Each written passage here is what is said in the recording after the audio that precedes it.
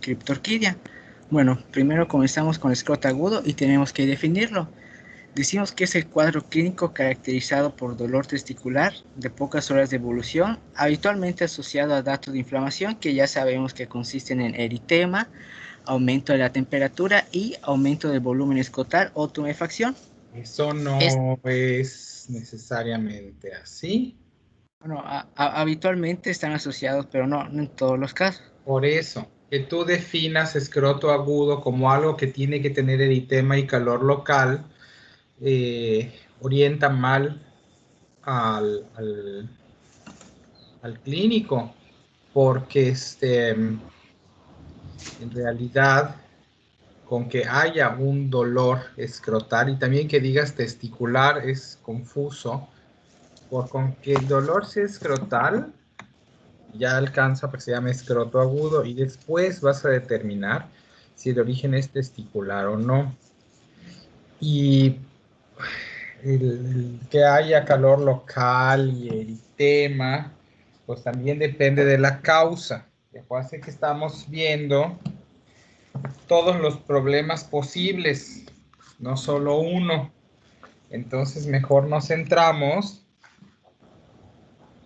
en dolor eh, y ya, para que de ahí hagamos la discusión y podamos entender cómo es que uno deduce si se trata de una cosa o de otra, que es el ejercicio. ¿Vale? Ok, doctor. Este Entonces, solo tiene dolor. Podría tener inflamación o no, pero de que venga con dolor es suficiente para que tú digas, lo vamos a abordar como un potencial escroto agudo. Ok, ¿y entonces qué? bueno, tenemos un aumento de volumen escrotal. Primero iniciaremos con las No, no, patologías no, que son dolor. con el dolor. Ok, Nosotros estamos entonces, agudo, ¿no? sí. Ok, entonces, si el dolor, primero tenemos que determinar si es gradual o súbito. Supongamos que es súbito, tenemos que determinar si hay un antecedente traumático. En caso de Si que es no haya, súbito, a ver, porque sí, vámonos más despacito. Si es súbito, ¿a qué nos remite? ¿Qué causas probables?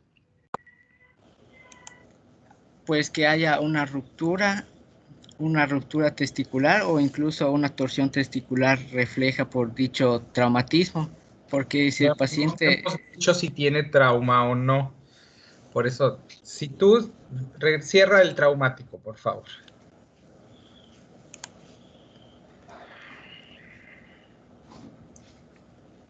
Ajá, cierra ahí. Tú tienes un paciente que tiene un aumento de volumen escrotal. El aumento de volumen escrotal entonces puede ser en asociación a escroto agudo o no, y puede ser de mil causas el aumento de volumen escrotal. Puede ser hidrocele, puede ser tumor, puede ser hernia, puede ser torsión testicular, puede incluso haber un cuadro de dolor escrotal sin aumento de volumen, pero ya no vamos a entrar tanto a ese detalle, ¿no?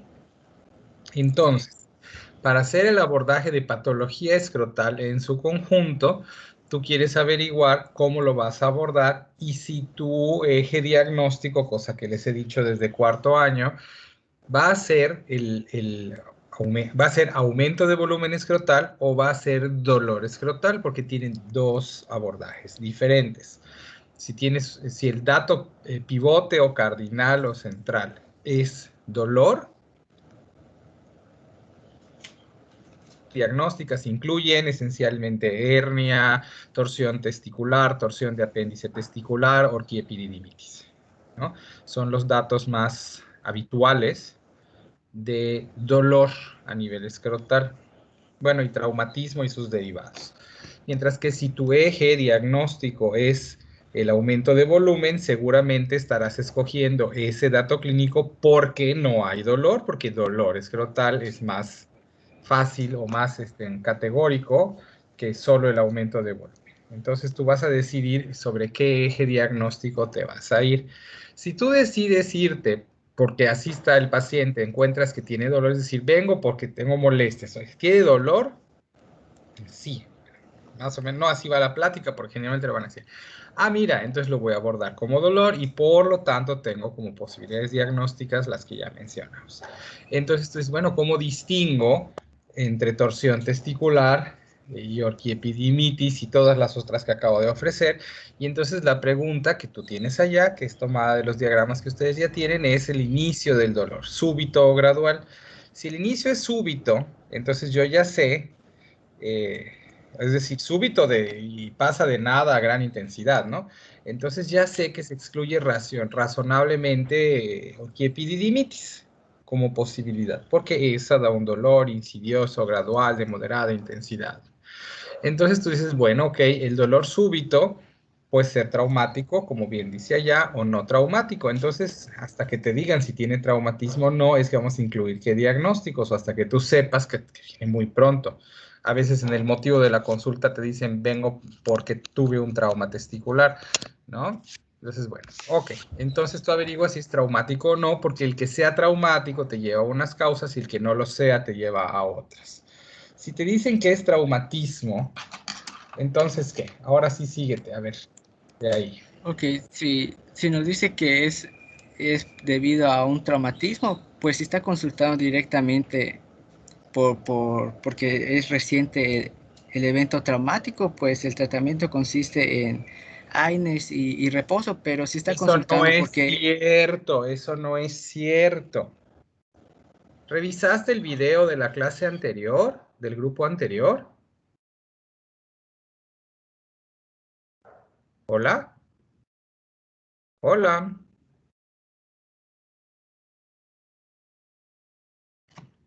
hola. De hecho, Doc, bueno, yo por ejemplo, yo no tengo todos los videos de de la votación anterior, porque Sí, creo doctor, que, ni yo. ajá, porque creo que en la carpeta que está en el Teams habrá como unos 10 o 15 videos, pero no están todos, faltan. Ok, el grupo anterior no tuvo ningún video de la clase anterior. Ujú. Eso es un disculpe valor doctor, se agregado. acaba de ir Sí, sí me di cuenta, eso se es un acaba de, valor sí. agregado, ya lo sé.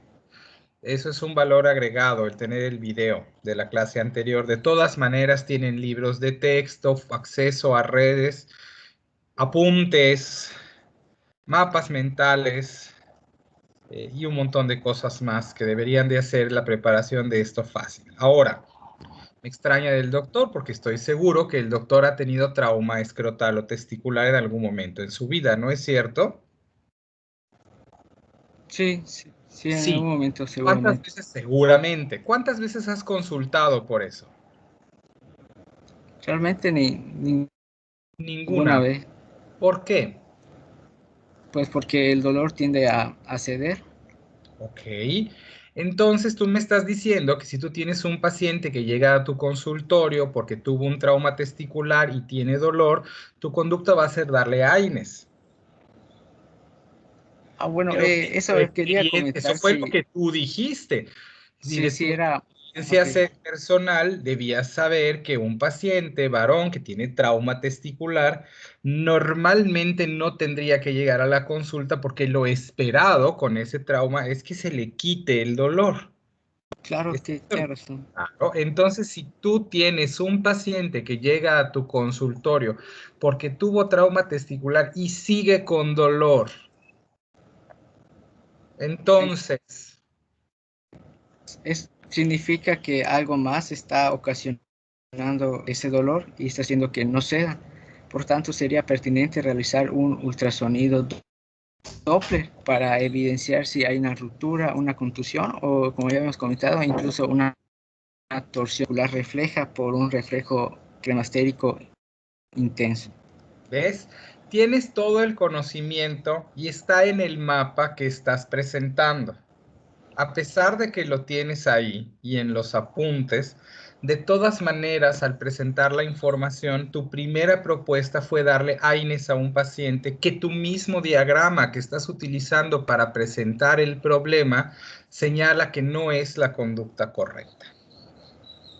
Sí, me Es equivoqué, la doctor. razón Es por que la cual yo me incomodo con la forma en la que estás presentando la información y que me digan que el problema es que no tienen la grabación de la clase anterior, pues la verdad es que calienta porque tienen toda la información detallada, resumida, así, de verdad, a cucharaditas, organizada.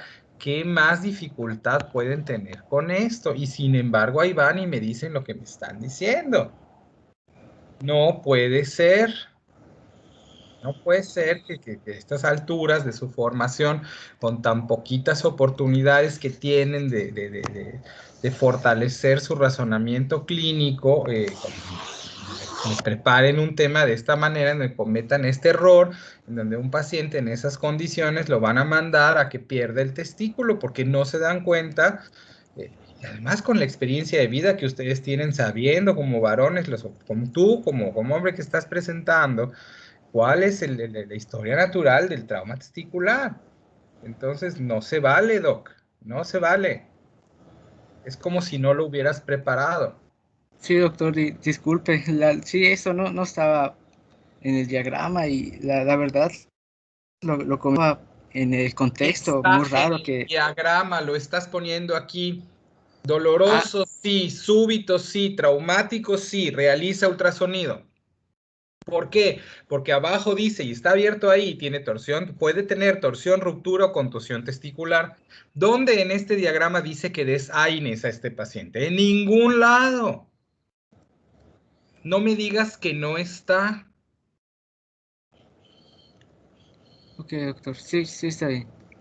Sí, por Dios.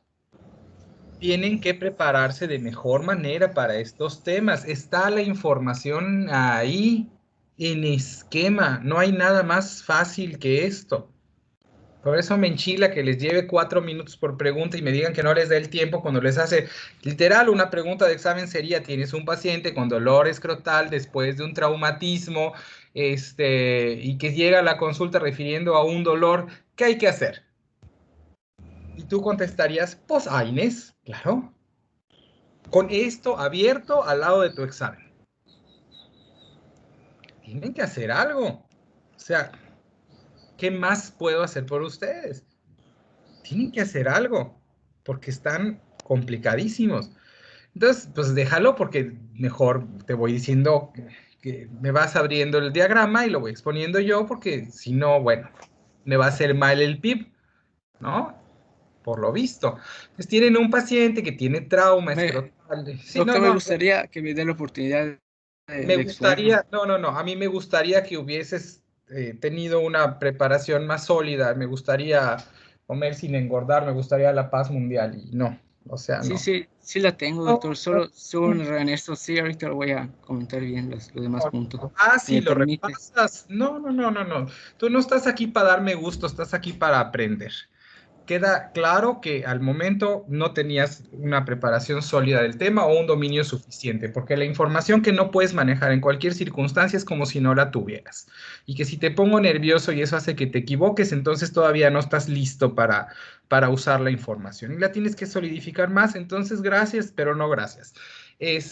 Ahí luego lo verás, ahí luego si sobra un tema te reivindicas, ahí vemos qué hacemos. Pero ahorita no, gracias. Tienes un paciente con un con un dolor escrotal y tiene historia de traumatismo como ustedes deben de conocer o deben de saber que la lógica indica, el paciente que tiene trauma testicular resuelve espontáneamente. Entonces el hecho de que tu paciente no haya resuelto el cuadro de dolor en el tiempo que le llevó desde el traumatismo hasta llegar al consultorio. De hecho, el hecho de que haya decidido ir a consultar habla de un dolor que se ha salido de la evolución normal. Por lo tanto, ustedes tienen que estudiar a este paciente porque no es solo el golpe, aunque el golpe o el trauma escrotal testicular es incapacitante y severamente doloroso, como los varones aquí, y cierra tu micrófono, Alejandro, como tus varones aquí presentes reconocerán, y las mujeres podrán preguntarles, pero es un dolor extraordinariamente intenso en donde dejas de ver y pausas tu respiración y las mujeres pensarán que estamos exagerando, pero realmente es una cosa indescriptiblemente dolorosa. Así es de breve, ¿no? Entonces, si el paciente sigue con dolor, entonces hay que ver si no le pasó algo más. en donde las posibilidades, que ya me mencionaron después bien, incluían torsión testicular porque el traumatismo escrotal, el trauma escrotal genera una respuesta inmediata de reflejo cremastérico que puede, por la intensidad del reflejo de la contracción de los músculos escrotales, generar torsión testicular en forma secundaria, ¿no? O puede haber una ruptura testicular, literal, o puede haber un hematoma testicular. Que esas serían las explicaciones más preocupantes de la persistencia del dolor a pesar de que hayan transcurrido 5 o 10 minutos, que hayan movido al paciente a consultar y que cuando llegó a la consulta siga con el dolor. Porque si ya no lo tuviera, no consultaría. Esa es la verdad, es una consulta infrecuente. Así como todos hemos tenido el traumatismo, el motivo de consulta es súper infrecuente porque lo esperado es que desaparezca. Así que si les llega un paciente en estas condiciones, le tienen que hacer un ultrasonido para distinguir lo que está pasando. Porque si tiene torsión testicular, entonces ustedes disponen de 6 horas administrativamente, a veces un poco más o por ahí, pero idealmente 6 horas para resolver la torsión testicular, porque si no, la duración de la isquemia genera necrosis testicular y se vuelve tejido no rescatable. Es una urgencia pues incluso supera otros cuadros como apendicitis que tienen un tiempo de espera mayor, ¿no? Es una urgencia resolver esto. Por lo tanto, como ustedes tienen 6 horas desde que inicia el cuadro hasta que hacen la cirugía, ahí voy, Efraín, y ahí tienen que acomodar el tiempo de traslado del sujeto a que va a consultar y de ahí a que lo mandan al ultrasonido y de ahí a que tienes el resultado y de ahí a que tienes los preoperatorios, consigues el quirófano y lo metes a operar. Entonces el ultrasonido es una urgencia inmediata, lo tienes que hacer a la de ya. ¿Qué pasó, Efraín? Buenos días, doctor. Gracias. Cuando este paciente nos llega, imagino que a urgencias comúnmente, el manejo agudo del dolor, ¿cómo se realiza? No hay ningún cuadro en donde esté contraindicado el manejo del dolor. Incluso estoy seguro que por lo menos a algún equipo de cuarto año le tocó la revisión de que si estaba o no estaba proscrito el uso de analgésicos en apendicitis. Y encontramos en esa revisión que incluso los opioides no modifican la posibilidad diagnóstica, la precisión diagnóstica en forma significativa. Así que no hay ninguna razón para no tratar el dolor. El hecho de que haya llegado como llegó te obliga a que hagas el ultrasonido. Y si luego le pones ketorolaco, porque aquí usamos poco los opioides en México en general, ¿no? Y el dolor mejora, o de plano le pones nalbufina porque tiene mucho dolor y el dolor mejora, de todas maneras la decisión de hacer un ultrasonido ya está ahí, porque tu paciente requirió narcóticos para manejar el dolor. Entonces no importa, tienes que tratar el dolor porque no va a cambiar tu decisión quirúrgica. ¿Sale? ¿Responde Gracias. tu pregunta? Bueno. Okay. Sí, gracias. Entonces, y si tienes ruptura testicular, pues bueno, hay que ver el tamaño, hay que ver si está sangrando o no. Y si solo es la contusión más menos hematoma, bueno, pues eso es lo que se maneja con AINES. Pero para que tú tengas la decisión de manejar con AINES, tienes que haber demostrado con el tiempo suficiente que tu paciente no tiene necesidad de manejo quirúrgico urgente. ¿Ok? Y como dije, si tú tienes 6 horas de vigencia, eso significa que desde el momento en que ocurrió el traumatismo hasta que esté realizándose la cirugía, tienes 6 horas. Por eso es que dije, es una urgencia bien importante, porque no porque los tiempos del prequirúrgico y del ultrasonido son significativos, así que tú no puedes ir y programarlo, no. Hay que moverse para solicitar la cirugía, para solicitar el estudio de imagen en forma inmediata. No se programa, hay que entender ese tipo de cosas. Si tu paciente, por otra parte, sale sin ninguna de estas, pues entonces le daremos solo con contusión sin hematoma o con un hematoma que se va a reabsorber, pues no importa, mientras que la vasculatura de la perfusión testicular esté conservada, pues aquello se resuelve con AINES, ¿no? Lo que queremos saber es si es una torsión o si es una ruptura.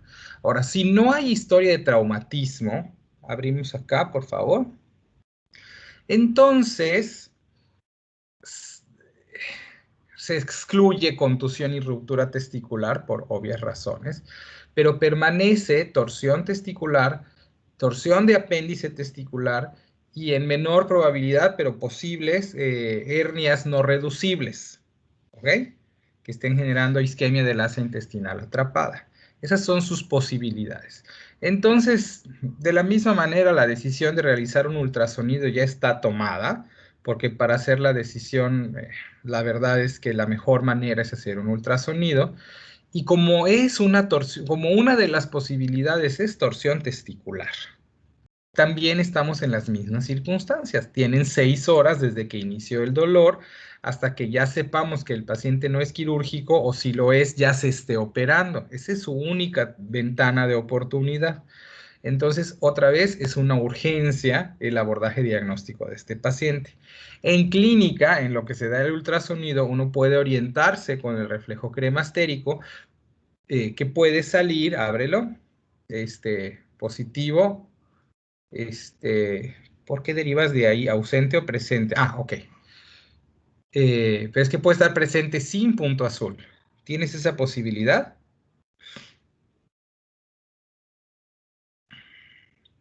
No la tienes. Entonces, checas el reflejo cremastérico, que es, se estimula en la parte interna del muslo y lo que debería de haber es una contracción del cremaster evidente, ¿no? Si yo no encuentro el reflejo cremastérico, entonces eso sostiene o apoya torsión testicular. Ahora, el reflejo cremastérico ausente o presente no siempre es tan categórico, pero puede ser orientador. Entonces, si tú tienes torsión testicular, ¿qué tienes en tu nota? ¿En la nota? Ah, la frecuencia. Ok. Puede ocurrir incluso la torsión testicular prenatal y el testículo desaparecer. Y por eso es una de las causas de hecho de criptorquidia, que no haya testículo porque se torció antes de nacer. Y también hay una posibilidad, porque los de la pubertad casi siempre tienen relación traumática, pero hay otros que son hay otro factor de riesgo interesante que es el hidrocele, porque al estar flotando el testículo en una cantidad significativa de líquido, es más fácil que se genere la torsión que cuando está en una cavidad virtual en donde no tiene espacio de flotación. Entonces, también es interesante eso, el hidrocele favorece o aumenta el riesgo de torsión testicular. Cierra tu ventana. Entonces, si yo creo que es una torsión testicular, también lo puedo averiguar con el signo de Pren. El signo de Pren es que tú trates de levantar el testículo y ver si eso remejora o no mejora el dolor.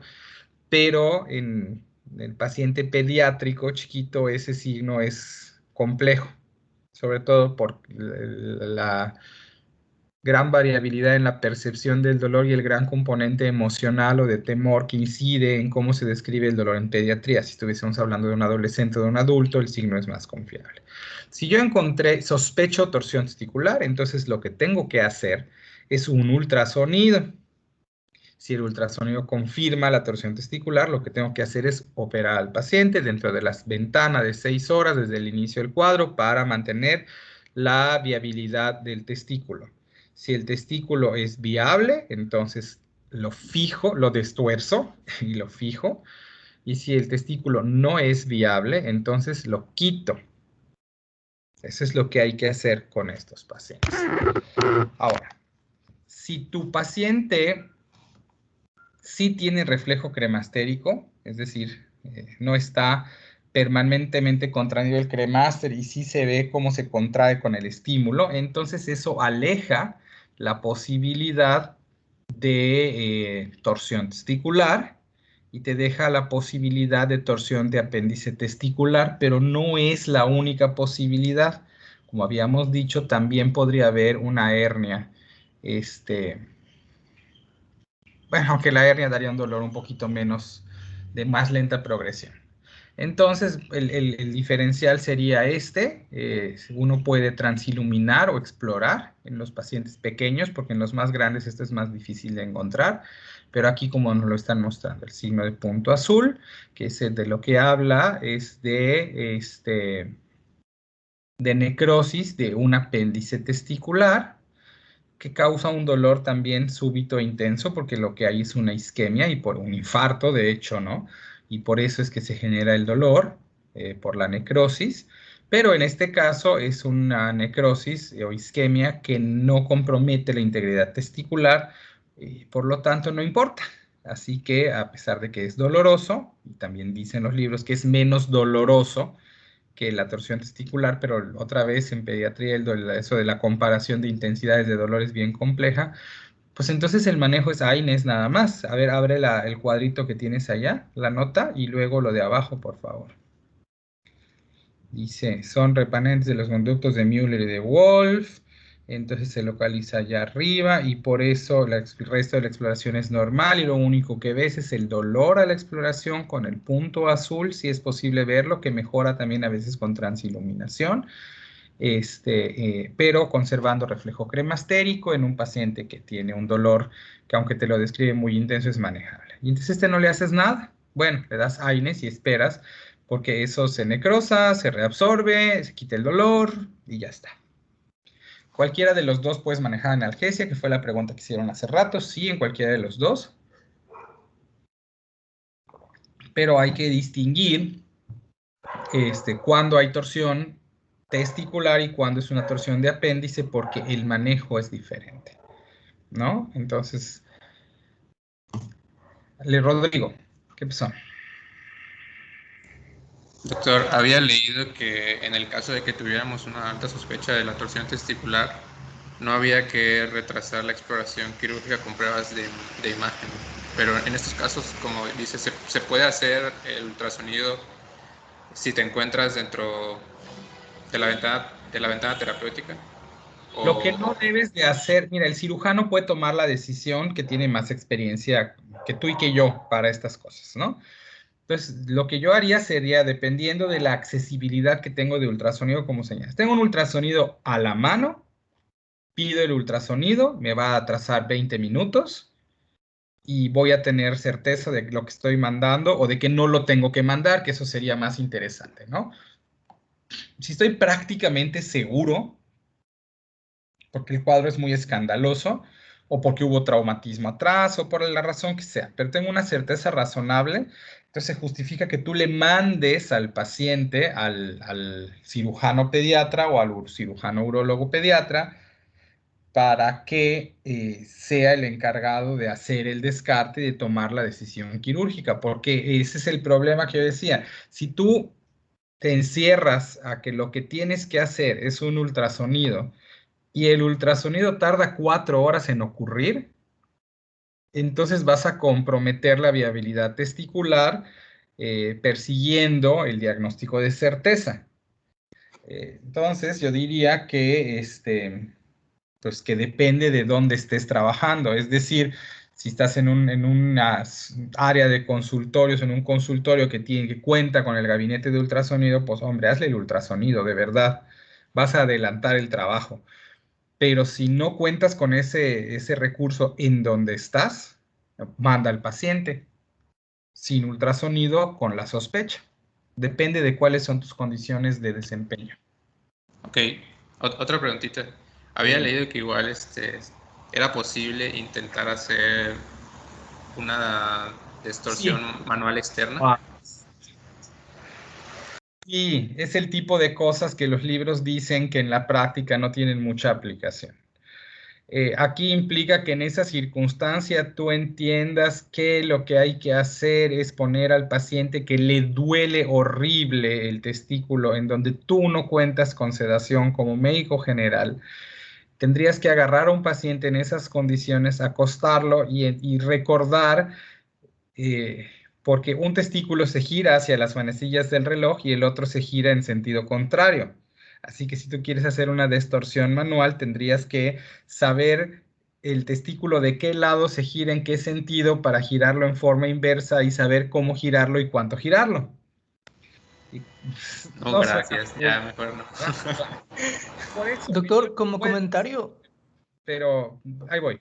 El libro lo puede decir, puede existir. Es como cuando dijimos existe el manejo conservador de píloro. Pues sí, sí, hombre, existe. ¿Es razonable hacer esto? Pues yo diría que no. O sea, no. Si alguien debe de hacer la distorsión, si alguien puede hacer una distorsión manual cerrada, Shin la tiene que hacer ultrasonido en mano sabiendo que hay vasculatura suficiente o que el testículo aún es viable, sabiendo qué es lo que está haciendo y que si el paciente no mejora, entonces lo puede meter de inmediato, o sea, si se complica, lo puede meter de inmediato. La verdad es que la recomendación en primer contacto, incluso en pediatría general, si eres pediatra, no lo hagas. Eso no, o sea, es anecdótico, no lo hagas. Vicente. sí, como comentario, la doctora Beilán de cirugía el año pasado le hice esta misma pregunta con este tema y me dijo que si no eras cirujano pediatra ni lo intentes porque puedes empeorar las cosas. Te puedes quedar con el testículo en la mano. O sea, que es justo lo que no queremos que ocurra, ¿no? Ok, y entonces es el manejo del paciente con dolor súbito. Cierra súbito. Todo desde súbito. Y ahora, ahí está tu oportunidad de redimirte, doctor. Nomás no me hagas enojar otra vez.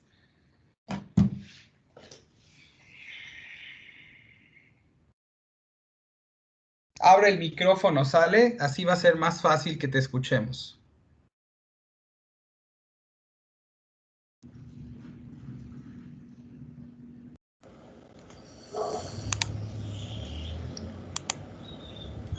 Ok, muchas gracias, doctor.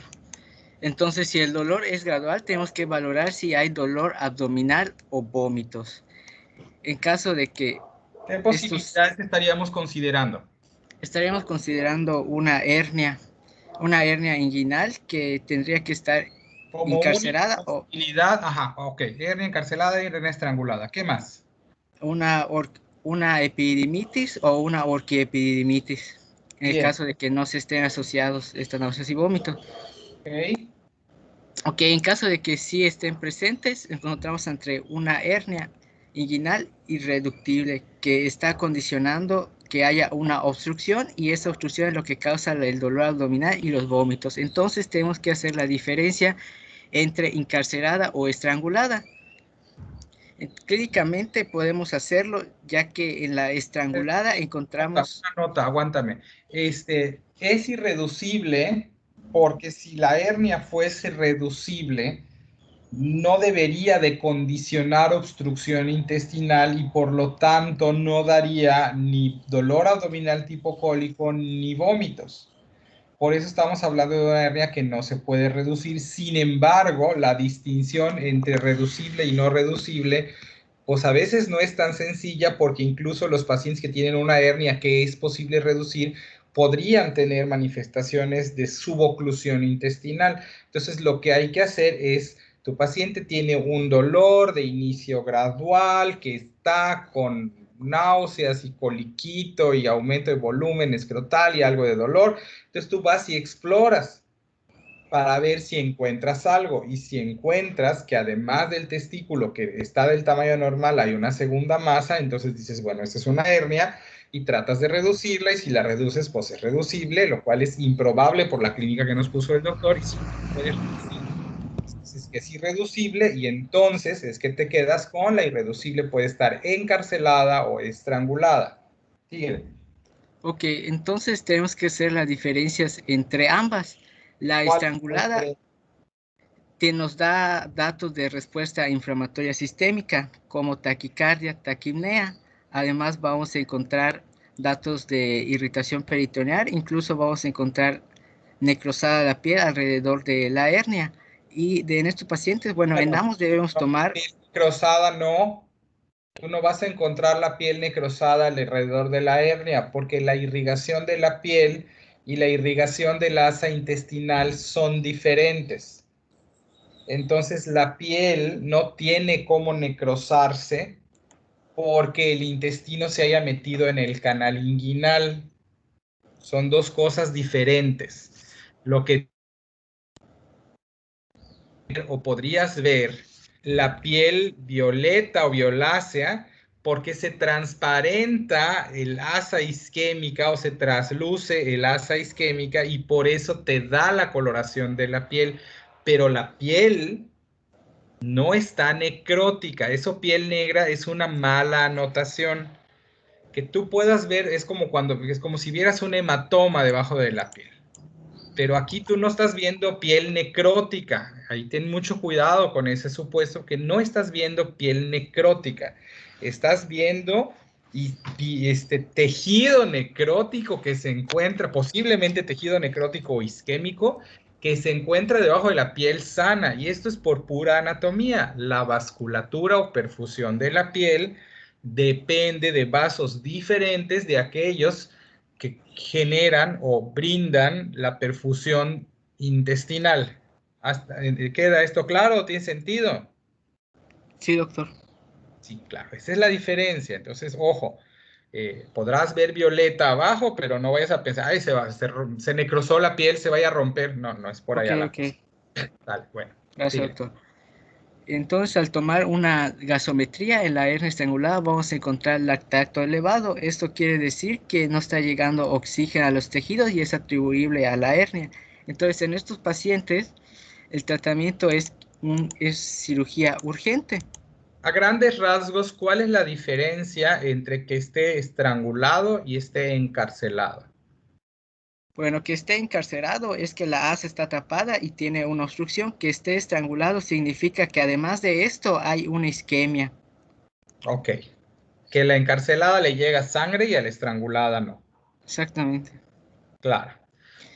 ¿Por qué queremos hacer la diferencia? ¿Por qué nos interesa? Ya dijiste cómo se hace la diferencia. ¿Por qué queremos distinguir? ¿Por qué es importante distinguir? Porque en el caso de que sea una encarcerada, por así decirlo, tenemos más tiempo para realizar la cirugía. Pero aún así Hay tenemos otras que mantener... alternativas además de la cirugía. Es decir, sí, pero además. Se intenta tratamiento conservador, descompresión con sonda nasogástrica. Hay que vigilar al paciente porque sabemos que la evolución, que las hernias encarceradas terminan convirtiéndose en estranguladas en algún momento. Por tanto, se tiene que programar para cirugía. O sea, Claro, pero si tú le pones la sonda y descomprimes el intestino y con eso la hernia que estaba encarcelada acaba por poderse reducir y se reduce, entonces resuelves la urgencia y operas en forma programada. Esa es la ventaja. Es decir, ambos se van a acabar operando, porque una vez que un paciente tiene una hernia inguinal, así nunca haya dado síntomas, pero con mayor razón, si ya dio síntomas de obstrucción, tiene que operarse porque la probabilidad de que se complique es muy elevada, a diferencia de las hernias umbilicales, que esas las puedes dejar ahí donde están. Las inguinales se tienen que operar relativamente pronto. Entonces, el qué tan pronto depende de si pudiste, hablando de la encarcelada o estrangulada, de si el paciente tiene o no tiene isquemia. Si estaba encarcelada y la puedes remitir con manejo conservador, hombre, la puedes operar en 2 semanas, ¿no? Lo cual mejora mucho las cosas en función de vamos a operarlo ahorita como esté. Pero tú no puedes iniciarle manejo conservador a un paciente que ya tiene isquemia intestinal porque a lo que te arriesgas es a que le pase ¿qué, doctor? tiene isquemia, intentamos tratamiento conservador. En vez de operarlo enseguida, ¿qué le podría pasar?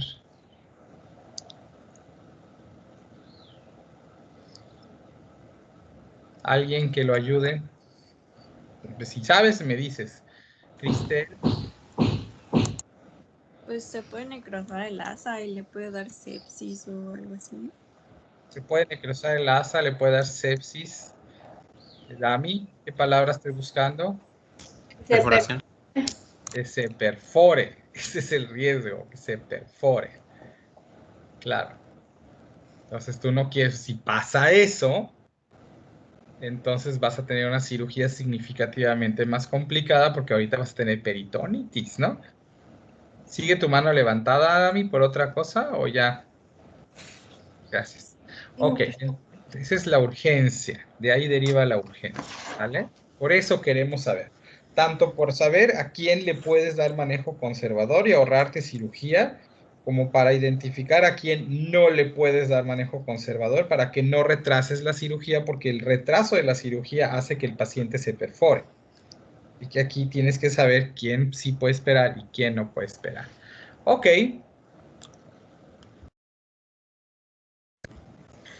En caso de que no se presente el dolor abdominal o los vómitos, tenemos que valorar el signo de Pre, que ya había explicado que hay que elevar el testículo hacia el canal inguinal y es positivo cuando el dolor disminuye. Entonces, si tenemos signo de Pre positivo, nuestra sospecha es hacia una epididimitis o una epididimitis, orquiepididimitis. Aquí nos interesa si es unilateral o bilateral. Comenzando con las bilaterales. Y la edad también del paciente, ¿ah? Y la edad, sí. En caso de bilaterales, lo más probable es que sea de etiología viral. Sin embargo, también podría ser bacteriano. Por tanto, hay que dar vigilancia al paciente y claro, aquí sí dar tratamiento sintomático con AINES. Y hacer un examen general de orina, porque recuerden que hay vía compartida. Entonces, de hecho, aunque tú estés sospechando viral, a menos que tengas un diagnóstico claro causal de orquitis viral, como pasa en parotiditis, pero parotiditis ya no la verán ustedes porque todo el mundo está vacunado. Cierto el caso es que, y de hecho por la vacuna, actualmente ahora ya todas las orquiepididimitis básicamente las debes de considerar bacterianas, porque la viral, la causa común era parotiditis y ya no juega, o ya es terriblemente infrecuente. Yo creo que ustedes nunca han visto una parotiditis, y yo tuve, por ejemplo, ¿no? Entonces, para que vean la diferencia en los pocos años, pues cuando yo nací no existía esa vacuna. Bueno, entonces estábamos de todas maneras tomas un examen general de orina, porque las infecciones bacterianas, y como tú dijiste, probable etiología viral, pero también puede ser bacteriana, entonces hay que considerar esa posibilidad. Y la vía número 1 de infección testicular es ascendente, por lo tanto, es frecuente la asociación en pacientes pediátricos, entre orquiepididimitis bacteriana e infecciones del tracto urinario. Por lo tanto, valdrá la pena hacer un examen general de orina, porque si te sale positivo, ahora ya vas a modificar tu abordaje desde orquiepididimitis bacteriana hacia infección de vías urinarias, porque eso es lo que se sugería, con todas las derivaciones de allá. Y este es un varón, por lo tanto, probablemente tengas que hacer el protocolo de búsqueda de malformación de vía urinaria siempre y cuando no sea un adolescente. Pero cuando es un adolescente, esa regla de la primera infección cambia. ¿Ok? Sigue. Sí, doctor. Que en el caso de que sea unilateral, probablemente sea de etiología bacteriana, pero como ya comentó, es necesario hacer análisis de orina. Entonces aquí nos importa el grupo de edad, ya sea un niño o sea un adolescente.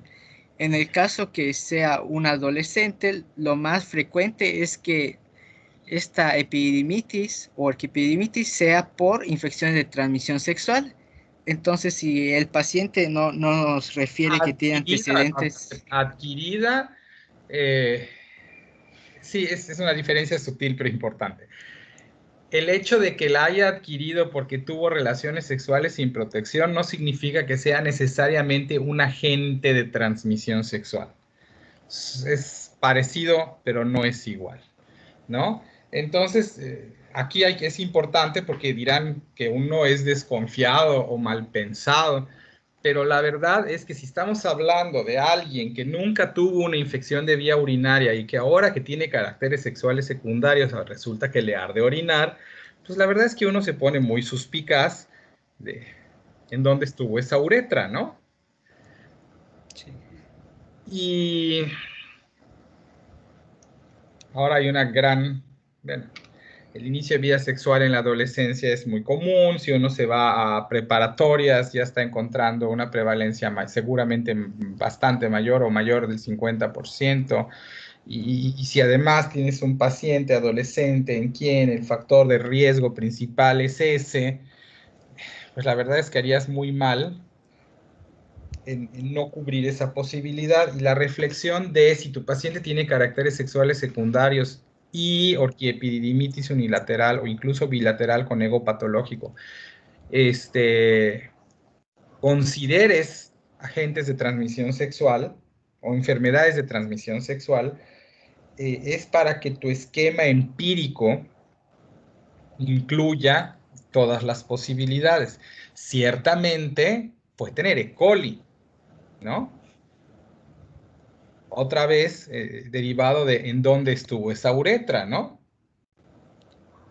No vamos a entrar en muchos detalles, pero pues digamos que puede contagiarse de E. coli, ¿no? Sobre todo si fue sin protección, cosa que es bastante común en los adolescentes, como ustedes comprenderán. Entonces, ojo, la diferencia es que si tú tienes un adolescente en quien sospechas orquiepididimitis bacteriana, vas a hacer un urocultivo y entonces vas a cubrir con qué antibiótico, doctor, o con qué esquema. Dado que los agentes de transmisión sexual más frecuentes son clamidia y gonococo, el esquema a utilizar será ceftriaxona, que cubre a gonococo, y doxiciclina, que cubre a clamidia. Claro, porque además ceftriaxona cubre a La E. los coli, causales de infección de vía urinaria baja, ¿no? claro. Sí, doctor. Porque también todos esos han de ser cubiertos. Ojo, a donde quiero hacer la reflexión es que no quiere decir que a fuerzas tiene clamidia o gonococo. Puede tener E. coli, neta, ¿no? Pero cubre Sí. todo, porque no vaya a ser. Y si cultivas gonococo o clamidia, entonces tienes que hacerle VIH, VDRL, hepatitis B, hepatitis C y el panel completo. Lo cual va a estar bien complejo porque, pues, para que tú puedas tomar una prueba de VIH, pues necesitas la autorización de los papás y para tener la autorización de los papás necesitas decirles que vas a ir a buscar VIH y por qué, y a ver cuántos papás van a creer que su tierna criaturita, a lo mejor se infectó de SIDA, ¿no? Pues ahí les cuento que eso no baja fácil, pero hay que hacerlo. En el mayor beneficio del paciente, hay que hacer la prueba, que no se puede hacer sin consentimiento informado. Pero bueno, él les puede decir Amuri, ¿dónde estás? Sí, aquí no. ¿Cómo estuvo tu viernes, doctora? ¿Ya Muy les contaste interesante, tu la paciente verdad. del viernes? No, bueno, solo algunos. Bien Fue esotérico. ¿Perdón? Bien. Ah, por cierto, la chava de la terapia se murió.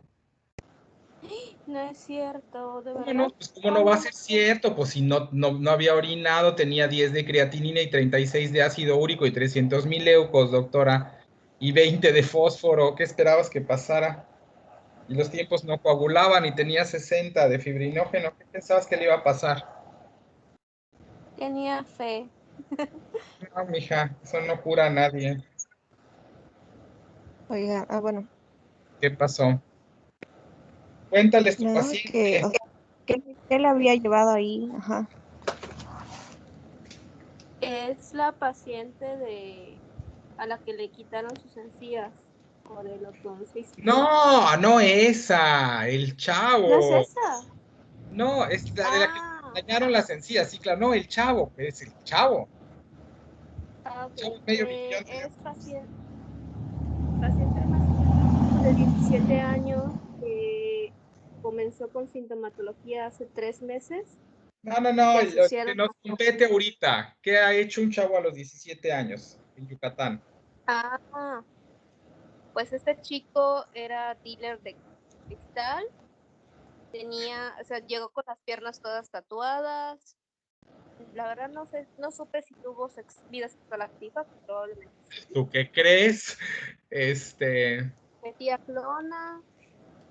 Se metía clona, marihuana, cristal, dileaba cristal y marihuana, tenía un intento de suicidio, bueno, Al final sí fue intento de suicidio. pues bajo el influjo de drogas, pero sí, Ok. ¿no? Este muchacho es el que se murió. No, la que se murió fue otra. Una que llegó con 10 de creatinina y 36 de ácido úrico,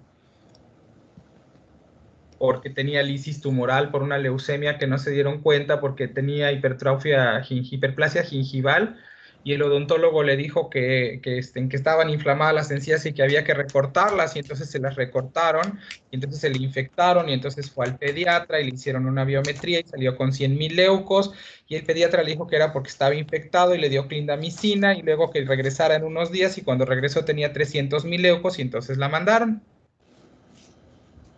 Ay, pobrecita. ¿Y Pues qué sí, edad tenía? 16. Y unos Ay, ojos azules, verdes, azules, grises, preciosos. Pero bueno, por eso no, por eso hay que saberse las cosas bien. Entonces a la doctora les va a contar, estuvo buenísimo ese caso, porque le tocó a la doctora que yo me cepille a los papás que estaban en pleito y que haga que me confiesen. Imagínense cómo te enteras entre las 7 y las 8 de la noche, que toda esa historia del terror, pero toda. Ahí vio la doctora todo lo que se hace en el hospital. Le tocó bien. En fin, y entonces si hay chavos de 17 años que hacen todo eso, ¿no? Imagínense si no tenemos riesgo de infección por VIH, que por cierto es negativo el paciente, o por sífilis, o por hepatitis B, o por vaya uno a saber, ¿no? Tampoco creo que los tatuajes hayan sido hechos en la mejor de las condiciones. Y esa es la realidad. Ustedes no viven en la realidad. Eso se los he dicho mucho y luego se ofenden, pero ustedes están privilegiadísimos. Están en la universidad y saben que van a comer mañana y van a tener una carrera. Y esto no, no es así. Para la mayoría de México no es así. Y estos son los pacientes que al mismo tiempo tienen ese barrio que yo nunca tendré y son pediátricos. Así de plano. En fin, ya ahí de la reflexión, regresamos a hepatitis B y C y VIH, y hagan todas, y tienen que hacer educación, y te diga, aunque te juren que no han tenido relaciones sexuales, ¿ah? O sea, no, doctor, yo nunca, es más, ni lo pregunten, asúmanlo. Si quieren, pregúntenlo, pero asúmanlo. Porque también las posibilidades de que el chamaco de 15 años confiese su vida sexual, sobre todo si es alternativa y diversa frente a sus papás, no es muy alta. Y lo que tienen enfrente es un paciente con orquiepididimitis bacteriana, que a esa edad su principal vía de adquisición es precisamente sexo sin protección. ¿Queda claro el mensaje? Sí, sí, doctor. Sí, bueno, ok. Si no tiene caracteres sexuales secundarios, entonces, bueno, pues digamos que es técnicamente complejo que esa uretra haya entrado a ninguna parte. Entonces, los agentes de transmisión sexual para causar orquiepididimitis, porque sí pueden haber entrado por otra parte, pero para causar orquiepididimitis son inesperados. Entonces, ¿qué esperamos, Doc? Ábrele.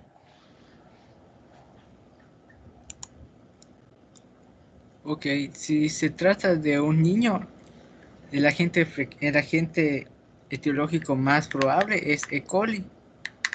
Pero en general, todos aquellos que causan infección de vía urinaria baja. Cierto. Claro. Entonces lo Porque la tratamos vía como... es ascendente, claro. Sí, porque la vía es ascendente. Entonces lo tratamos como una infección de vía urinaria baja. Claro. Entonces podemos utilizar los esquemas de amoxi con ácido clavulánico o trimetoprim con sulfa. Y también va a ser necesario realizar ultrasonido en sus pacientes para buscar malformación de la vía urinaria que está predisponiendo a que se den estas infecciones. Claro, cosa que no haces en el adolescente porque ahí asumes que hay un nuevo factor de riesgo, entonces ya no entra aquello de ultrasonido a la primera infección. Esto solo pasa antes de la adolescencia. Para cerrar el tema de IBU, ¿sale? Sí, Y doctor. ya, ok, y esto es dolor escrotal. Ok. Quería explicar igual la parte de hidrocele, que sería la parte, uno de los diferenciales del dolor, del No es aumento de volumen, que no es doloroso.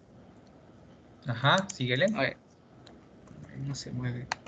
Sí, lo agarras con tu manita, ándale. No lo Ok, puedes, ok. si no lo mueves con la barra de abajo o con las flechas. Ah, ya, ya, ya, ya.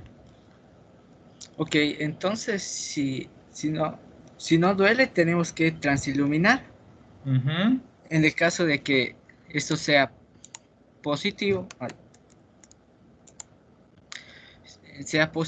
lo más probable es que estemos ante un hidrocele. El hidrocele, bueno, significa entonces que esa masa que estamos sintiendo corresponde al líquido que está transiluminando. Entonces, el Ujú. hidrocele podemos definirlo como la acumulación patológica del líquido en un espacio potencial que es la túnica vaginal. Ujú. Agregando otros datos del hidrocele, puede ser congénito o adquirido. En el caso de que sea congénito, pues hay una persistencia del conducto peritoneo vaginal. Y esto pues va a permitir una comunicación entre el testículo y el abdomen. Y por tanto, el líquido que se va a estar acumulando va a ser líquido peritoneal. También puede ser adquirido y es secundario a otros procesos inflamatorios como torsión, trauma o tumores. En estos casos, pues se trata de la causa subyacente del hidrocele, que ya Ujú. lo meteríamos en los algoritmos que ya hemos revisado. Ujú.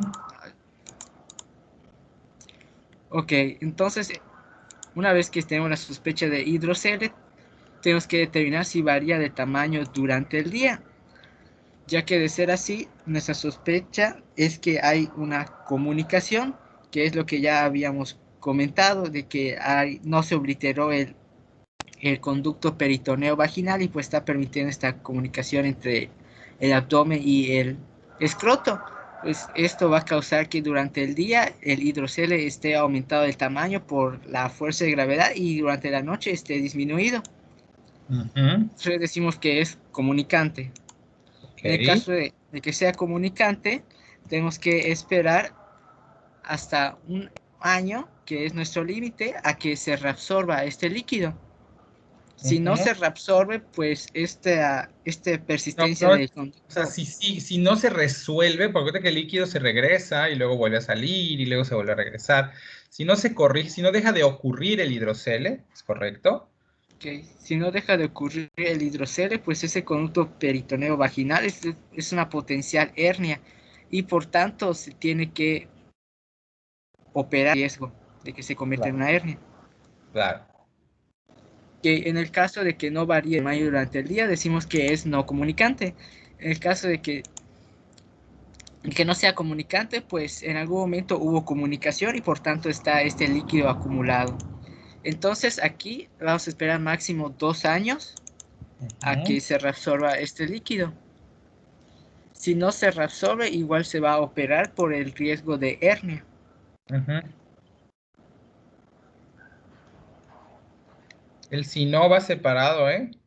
Ah, sí. En ambos lados.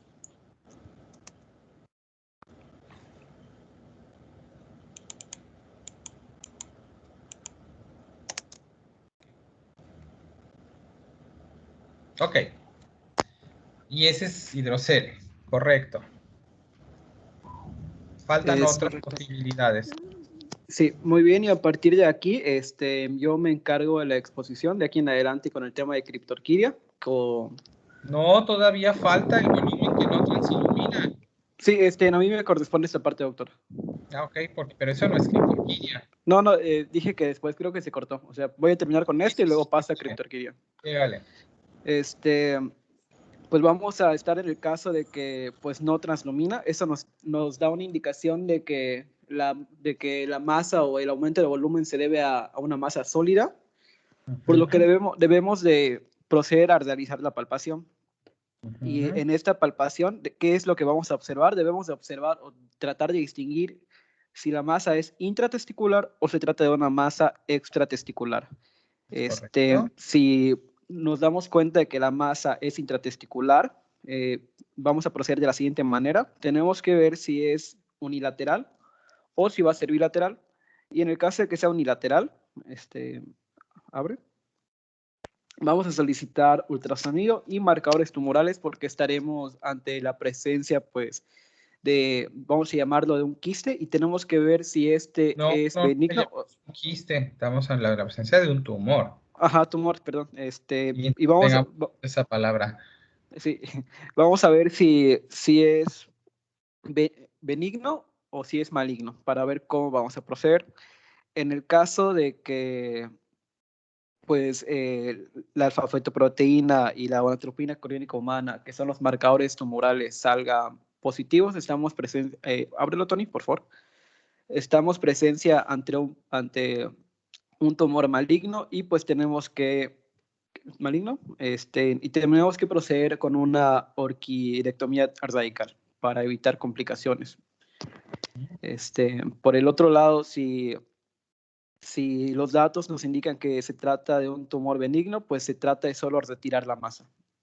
Pero hay otros criterios quirúrgicos que digo, ya no se los tienen que saber, pero si yo tengo marcadores, que por cierto aquí el mensaje es, los marcadores se toman antes de la cirugía, cuando la masa es unilateral, para que uno sepa cómo va a ser el abordaje quirúrgico y también porque tiene implicaciones en el seguimiento posterior. Entonces, si yo sustento por los marcadores la posibilidad de cáncer, el abordaje tiene que ser inguinal, se tiene que operar vía inguinal para reducir el riesgo de extensión del tumor.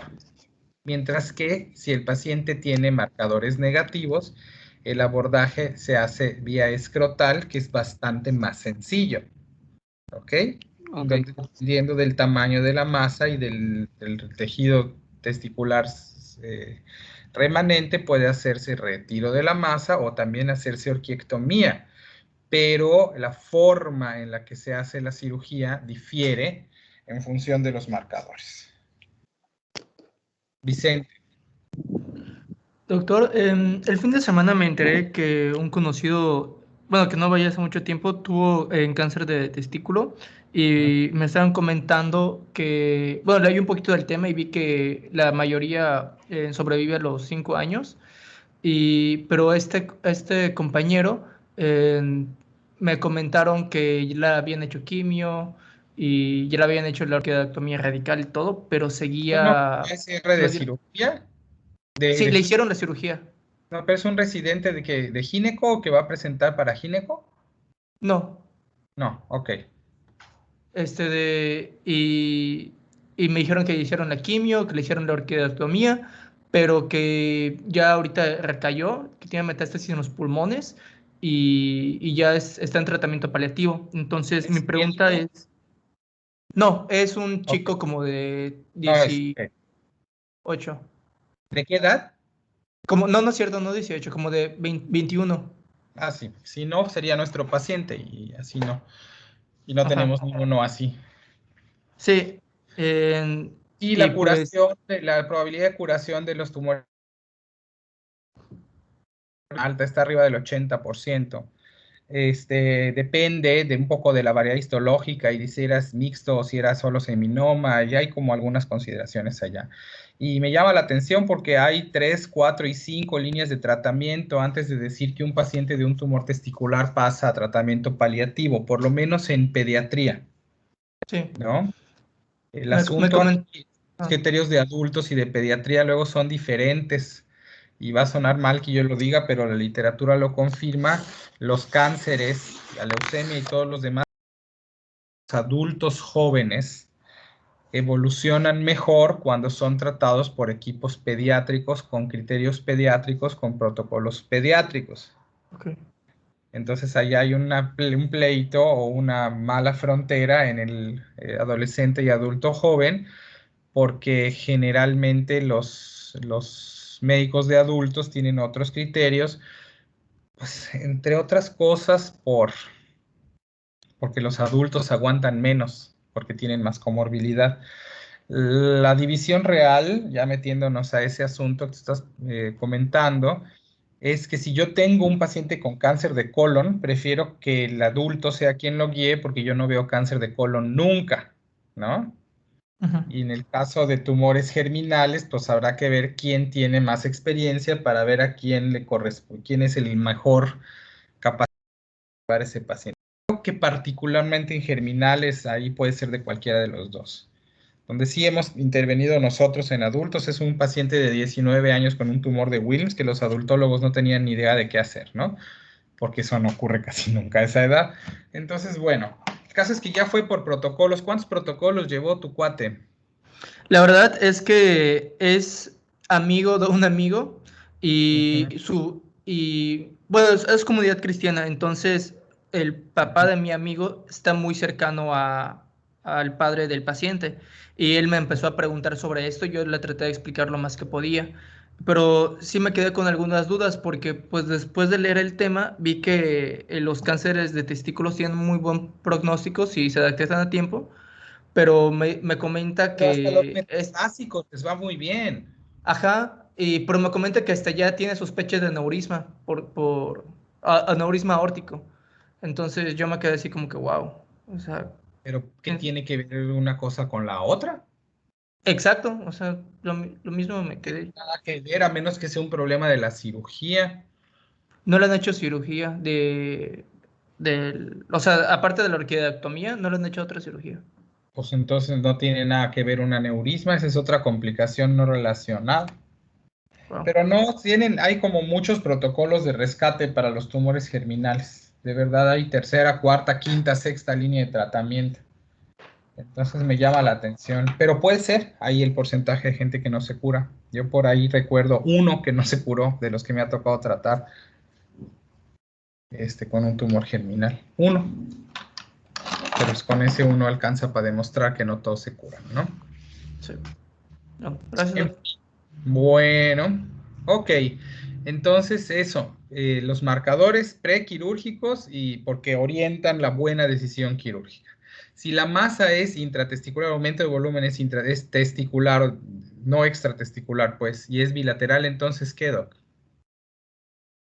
Muy bien, si es masa intratesticular bilateral, vamos a proceder de la siguiente manera. Vamos a realizar un ultrasonido Doppler y una biometría hemática porque pues puede que haya infiltrado, y también vamos a tener una sospecha de leucemia O y linfoma. linfoma.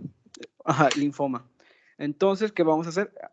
Vamos Ojo que a... estamos hablando de aumentos de volumen no dolorosos. Ni el Sí, cáncer testicular, ni la infiltración leucémica, ni los quistes testiculares, ni los teratomas duelen. sí. ¿Ok? Entonces, Entonces, duele, son otras posibilidades. Por eso no estamos considerando orquiepididimitis. Estamos hablando de un paciente sin dolor, aumento de volumen testicular, pero sin dolor. Esto no sin fue dolor. aclarado y es importante hacer esta precisión. ¿Ok? Si es bilateral, como cuando, creo que esto no lo hemos visto con ustedes, pero hablamos de una enfermedad sistémica. ¿Ok? Porque es bilateral. Por eso es que se considera leucemia o linfoma, porque ¿cómo así que fuera del desarrollo de caracteres sexuales secundarios tienes un aumento de volumen testicular bilateral significativo no doloroso? Eso habla entonces de la posibilidad de infiltración y por eso es que haces el ultrasonido que te daría cambio del flujo vascular y de la imagen ultrasonográfica, y por eso haces la biometría, porque eso se podría asociar a que lo que estemos viendo es infiltración leucémica. De estos pacientes yo creo que he tenido como 3 o 4 que llegaron por aumento de volumen testicular y que el diagnóstico final fue leucemia, ¿no? Entonces, este es el abordaje, porque en todo caso la prueba confirmatoria pues es biopsia, pero el tratamiento es radioterapia o quimio. La mayoría de los pacientes que tienen infiltración testicular no reciben radioterapia, reciben quimioterapia. Solo hay un porcentaje pequeño que acaba por recibir radio, pero ninguno se debería operar. Entonces esa es la diferencia, esos pacientes no se operan. El tratamiento o manejo es médico. ¿Ok? Entonces tú no quieres andar quitando un testículo que no tendrías por qué quitar, y esto lo sé de la peor manera posible porque ya tuve un paciente que el diagnóstico de leucemia se hizo porque el cirujano le hizo una orquiectomía bilateral. Entonces, pues bueno, por eso llego hasta acá con ustedes, para que luego no vaya a ser que alguien sea un cirujano y le haga una orquiectomía bilateral a un paciente que lo que necesita es quimioterapia. Sí, imagínate que le quiten a tu hijo los 2 testículos y luego te digan que crees está leucémico, ¿no? Entonces, nomás para que sepan. En fin, sigamos. Bueno, pues ya el doctor ha dicho que lo que se tenía que decir, biometría hemática normal, pues ya, o sea, ya vamos a abrirlo aquí. Ok, sigue. Ok, pues pasamos ya para las masas extratesticulares. Vamos primero, pues, si tenemos un signo que se llama bolsa de gusanos, que son estas que se ven en la imagen, que corresponden a venas varicosas, o sea que aún estamos ante la presencia de un varicocele. Ábrelo, Tony, por favor. Abajo, ábrele. Ajá. Un varicocele. Y pues estos son los grados que tenemos al hacer la exploración física, ¿no? Que el grado 1 solo es palpable mediante la maniobra de Valsalva. Grado 2, sin la maniobra de Valsalva es palpable, pero no visible a la inspección. Y el grado 3, pues es visible a la simple inspección. Y pues cabe destacar... ¿Ya tú ves un varicocele qué? Cuando vemos un varicocele, digamos que tenemos un dato importante aquí que a mí me parece bastante interesante, es que es de predominio izquierdo más que sobre el derecho. ¿Por qué? ¿Por qué? ¿Por qué? Por cuestiones anatómicas.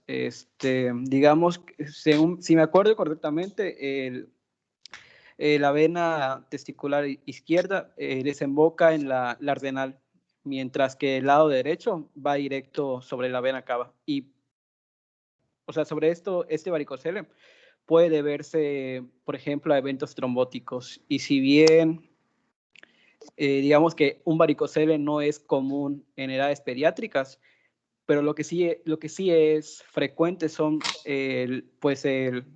la trombosis de la vena renal, que esta oclusión puede darnos a su vez el varicocele en el testículo izquierdo. Más bien, el varicocele es particularmente inesperado en pediatría.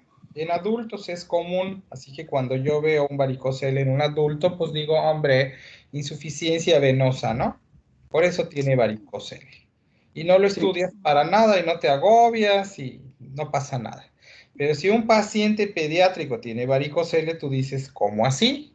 ¿No? Generalmente en medicina, cuando ves algo que es inesperado en su presentación o por la edad o por el lugar o por la epidemiología o por lo que sea, tú dices, ah, caray, ¿no?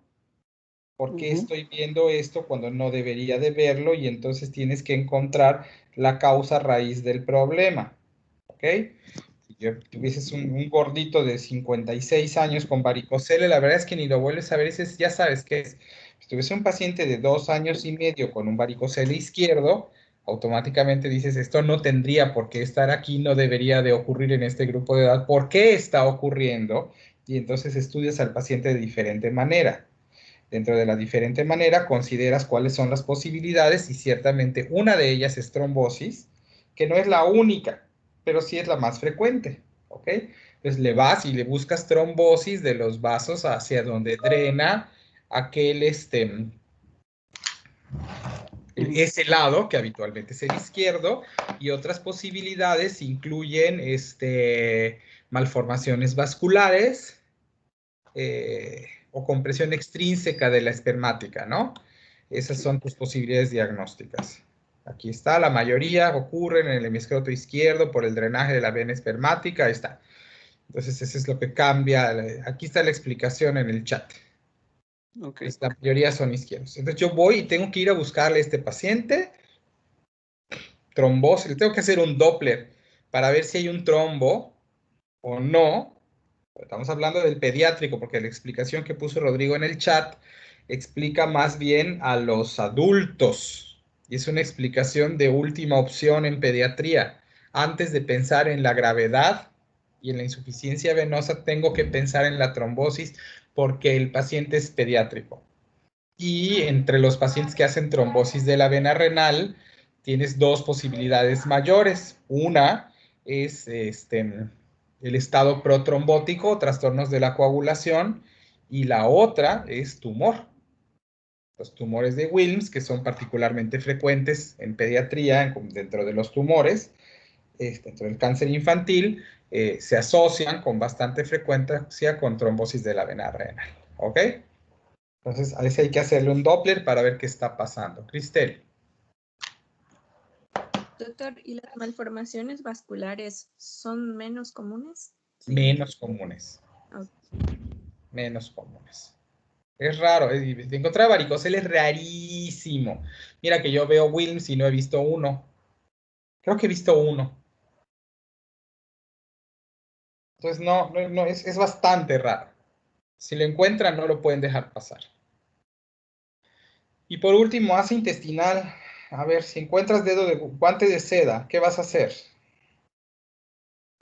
Pues estamos ante bueno, lo más seguro es que se trate de una hernia que sea reducida a simple por lo que ya se comentó hace un momento. Aquí no hay obstrucción, por lo que se programa para una cirugía. Es correcto. Pausemos para que yo vaya a buscar agua, porque tengo sed, y ahí te regresamos en lo que cambian la diapositiva para ver criptorquidia.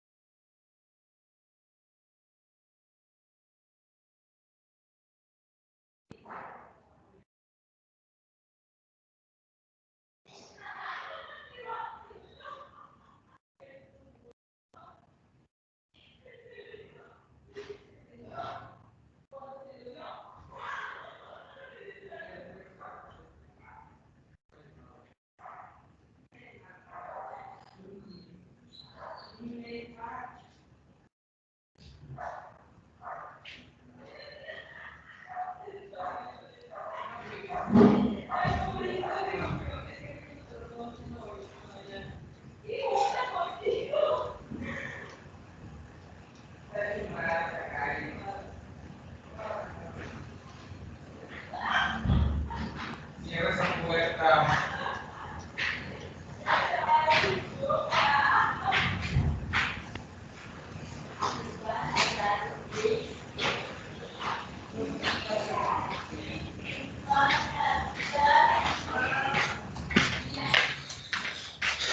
Ya volví, vamos a ver, sigamos.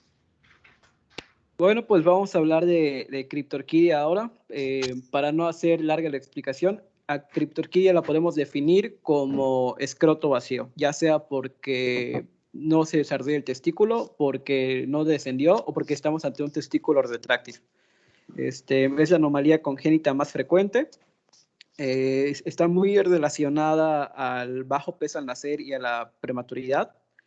Y pues también algo importante acerca de esto es que la mayoría de las criptorquídeas suele remitir por sí mismo durante el primer año de vida, ya que pues al principio tenemos una incidencia del 3% al nacimiento, y de hecho en los prematuros es del 33 al 45%, o sea, entre todo ese porcentaje total. Y al año de vida ya la incidencia disminuye hasta el 1%. Y aquí pues es más frecuente en el lado derecho. La prevalencia, acuérdate que... Ajá, la prevalencia. Sí, perdón, la prevalencia. Muy bien, entonces pongámonos en el contexto de que nos llega una madre de familia que nos dice que al bañar a su bebé se da cuenta de que el escroto pues está extraño y que le hace falta un testículo.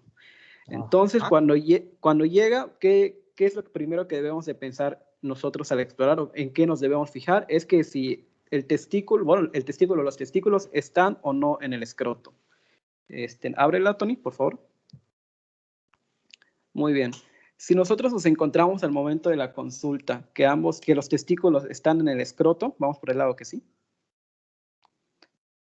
Comparación de ambos testículos de la manera bilateral. ¿Sigue? Continúa, Tony.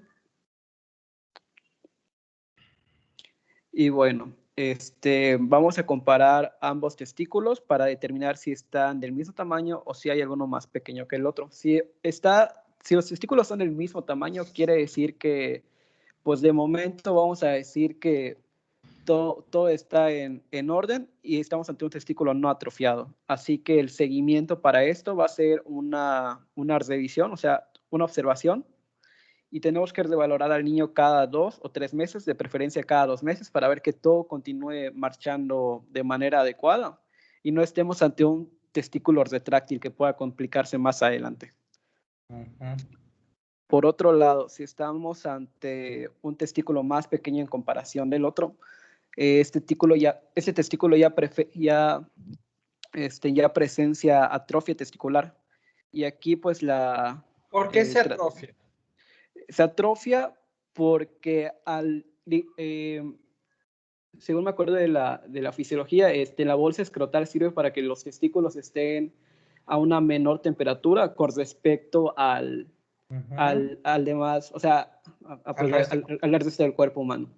Entonces, al elevarse los testículos al canal inguinal, sube la temperatura y ese cambio de temperatura provoca la atrofia y otro tipo de cambios pues en el testículo. Es correcto.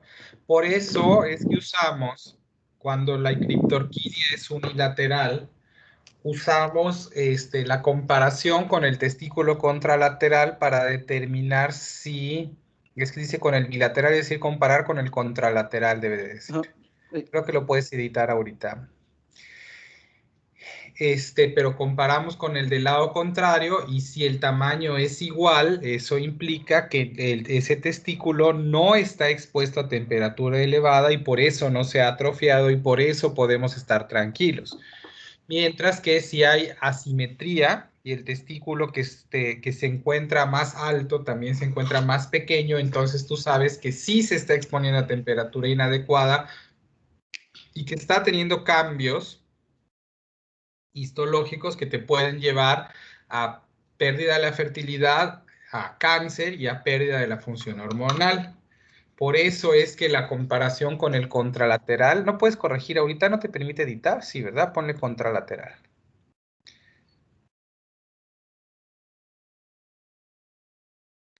Es importante para determinar en realidad qué está pasando. Y por eso cuando dices, mira, pues están del mismo tamaño, siempre que ese testículo parezca subirse, tú tienes que seguir viendo a ese paciente, darle seguimiento para ver que no se atrofie el testículo, porque si se atrofia, entonces hay que resolverlo.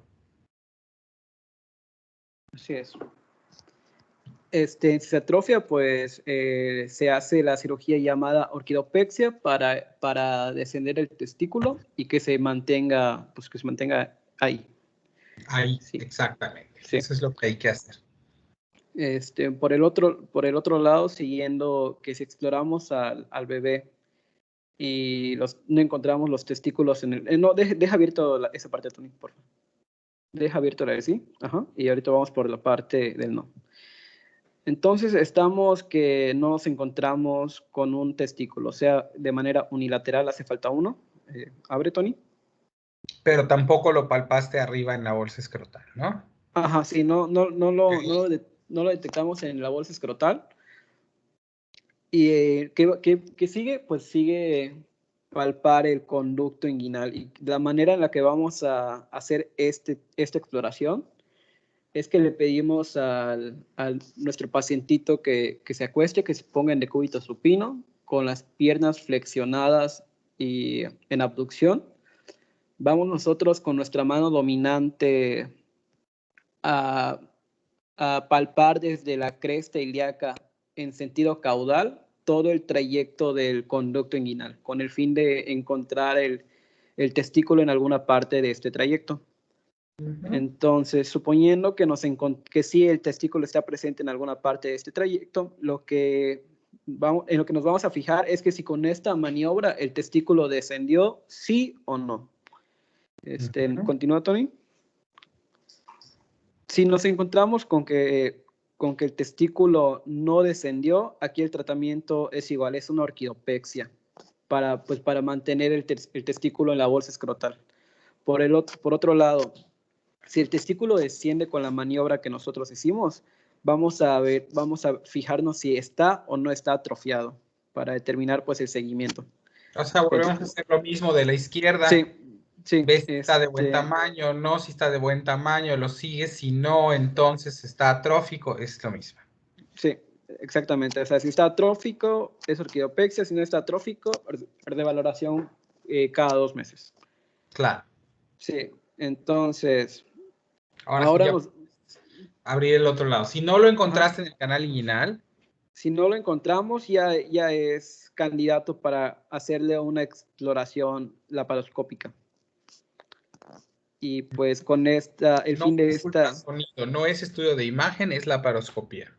Es correcto. Sí, exactamente.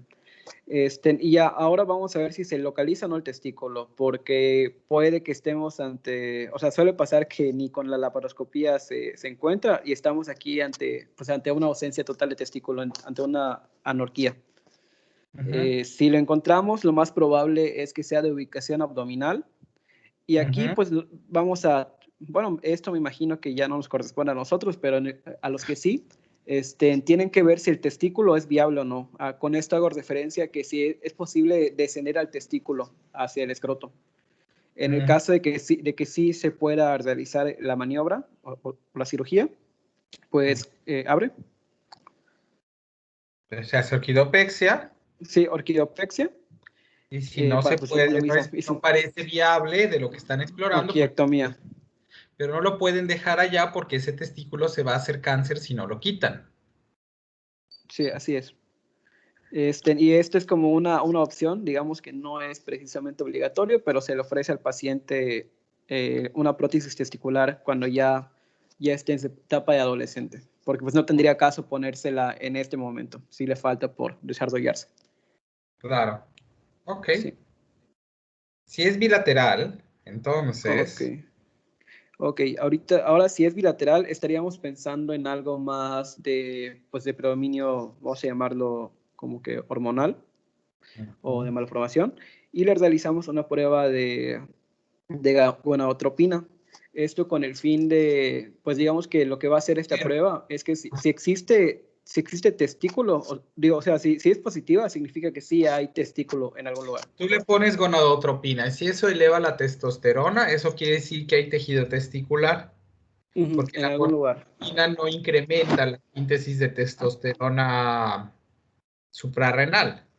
Entonces, si yo le pongo gonadotropina y sube la testosterona, es porque hay tejido testicular en alguna parte y entonces lo vas a buscar, cosa que ya sabemos que se busca con la laparoscopía, ¿no? Porque finalmente no lo encontraste. Estamos asumiendo que en el bilateral, no lo dijiste, Pero estamos hablando de bilateral que no es retráctil y que tampoco está en el canal inguinal, porque si tienes una criptorquidia bilateral con testículo retráctil, pues ya acabaste, ya sabes qué hacer, ¿no? Y si tienes una criptorquidia bilateral con testículos en canal inguinal, pues igual aplica el mismo criterio. La única diferencia es que tú no puedes hacer la comparación con el contralateral porque ambos podrían estar atróficos. Entonces los comparas contra un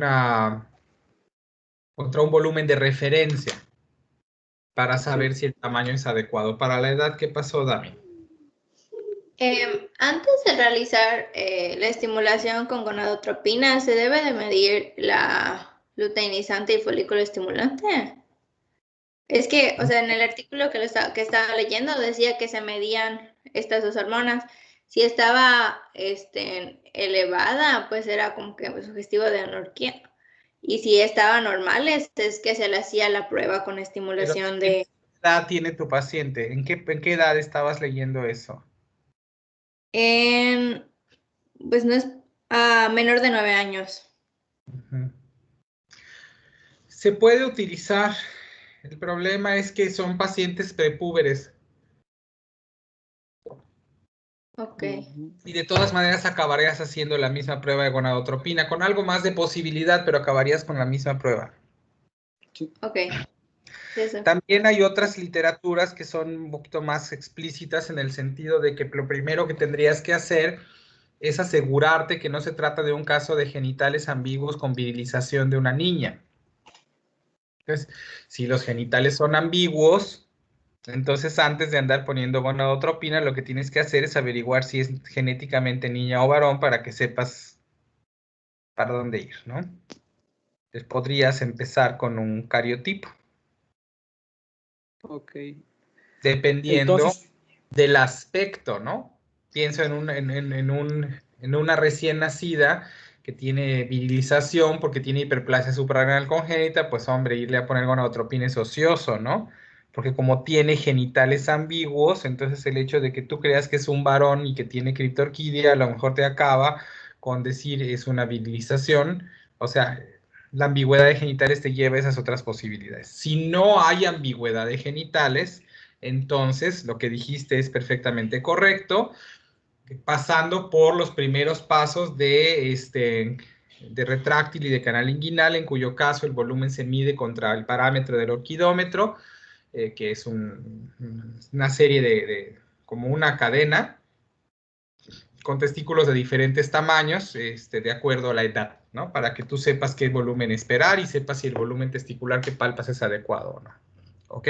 Sí. Si hay atrofia, lo tienes que bajar. Si no hay atrofia, puedes esperar y lo vigilas. Misma historia, ¿no? Ahora, si no encuentras a los testículos ni en el canal inguinal ni en la parte superior del escroto, es entonces que hacemos lo de los genitales ambiguos, lo de la gonadotropina, lo de la posibilidad del cariotipo, ¿no?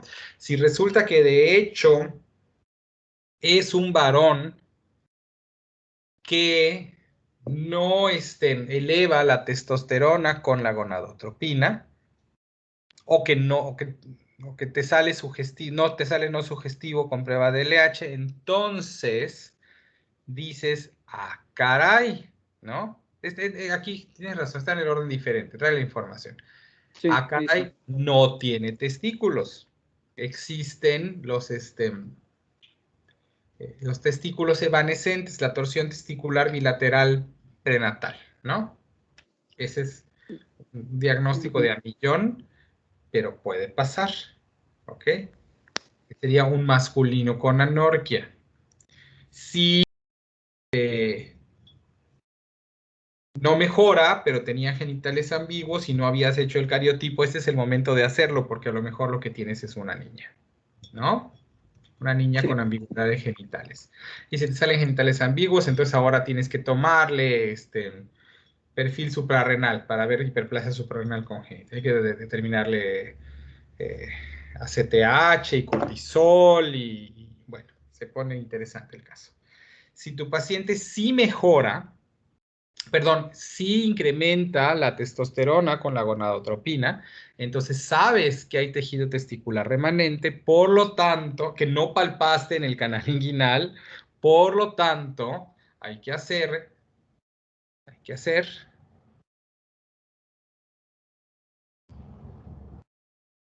Me perdí. ¿qué? ¿Te perdiste? Hello. Por lo tanto, hay Bueno, que hacer... ¿me escucha? Sí, ya te escucho. Ah, ¿Qué ya, es ya. lo que hay que Ya hacer? es que se medio cortó. ¿Me lo puede repetir? Si tu paciente le diste la gonadotropina Ujú. y mejoró y subió el nivel de testosterona, entonces tú sabes que hay tejido testicular remanente, pero además no palpaste los testículos en el canal inguinal. ¿Qué es lo que hay que hacer? Pues la cirugía laparoscópica para determinar la localización. Exactamente. Sí. Para ver porque ya sabes que los vas a encontrar porque tienes testosterona. Sí. Los Y pues, testículos abdominales. ajá, se Si realiza encuentras pues el el tejido mismo. testicular abdominal, ves si es viable o no. Si es viable, lo desciendes, y si no es viable, lo quitas. Eso es lo que hay Sí. que hacer con esos pacientes. Y Sí, ya, de hecho, sí. Ya. tema de mañana. Doctor, yo y mi compañero Brandon queremos exponer malformaciones del sistema nervioso central y craneofaciales. Ok, y labio y paladar también. Sí, Doctor, una pregunta. Eh, Lo que pasa es que estaban comentando en mi grupo que si habría la posibilidad de ver los temas de oncología, aprovechando que vamos a ir al hospital. Pues pueden ver en el orden que quieran los temas. Pero nos habían comentado que los temas de oncología usted los presentaba.